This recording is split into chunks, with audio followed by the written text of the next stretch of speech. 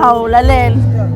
Umbukelo Nhlaka sekhona ke la endaweni yase eMdletsheni bathi ke Mkhaliphi Sports Ground nokulapho kuqhubeka khona imthandeni summer experience amaciko ke akhona athe chithisaka kuyoze kusekuseni sibheke ngawo mabili kwayishola ichithe njengamanje ngilanda ke insizwe sencane ngilanda phansi enkandla bathi ke inkandla enhle ngokuyiholela usiphelele bathi ke limited edition ngaso ke lesisikhathi but wami angikubingelele ngomukele kwindlaka production.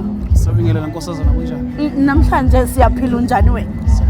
Namhlanje umthandeni usibizile la ukuba ke nizojabulisa abantu nokuyinto ke eniyazi kangcono futhi ke eniyenza kahle kunakho konke okunye amazi ongawadlulisa kumthandeni asakucele ukuba ke ube ingxenye yomcimbi omkhulu kangaka. No, ngidlulisa nje ukubonga kakhulu kubhodi. Ngicabanga ukuthi ukuba semcimbini omkhulu njengalo akuyona into encane. Nanokuthi ngumcimbi omkhulu osemakhaya. Yeah. So into engajwayelekile le.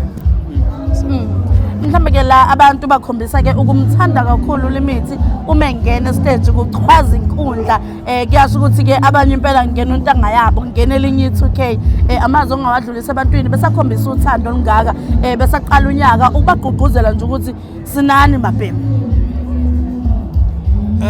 uLimithi wahleze khona wayekhona kusukela 2020 qali nezokuthula 2020 2021 ya usazoba khona usazolokho benzela into ezimnandi nawo mabekhombisa ukuthokozela umsebenzi wethu. Mhlawumbe ke la ukubheka umsebenzi waLimithi yini silindele kuLimithi njengamanje kwenzakalani empilweni kaLimithi silindeleni?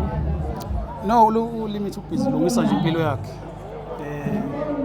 ngomculo wakhe wakhe. Mina ngisebenza indawo sebenza emculweni. Ngisebenza emculweni, ngisebenza ngabantu. So ngilungisa impilo yami okwalbhamu ukasizokukhuluma kwamanje. Oh siyakubamba.